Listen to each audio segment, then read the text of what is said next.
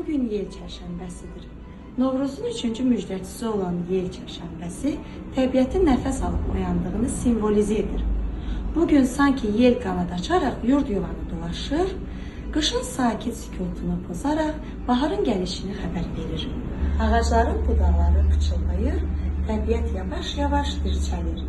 Küləklər bizə baharın gəlişindən xəbər verir.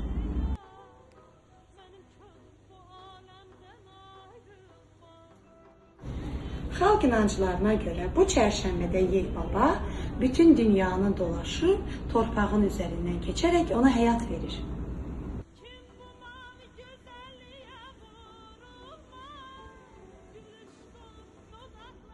Deyirlər ki, əsən külək təkcə yarpaqları deyil, eyni zamanda insanların qəlbindəki arzuları da hərəkətə gətirir. Hər yüngül meh baharın səsini, hər güclü yel isə yenilənmənin gücünü göstərir.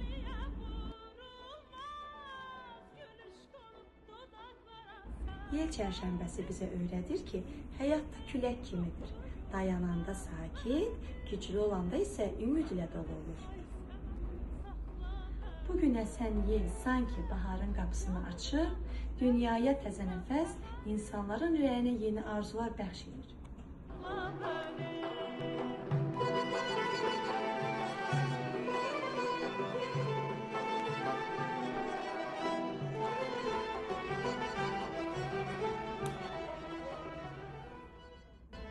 Ürəyiniz arzularla dolu olsun, arzularınız çin olsun.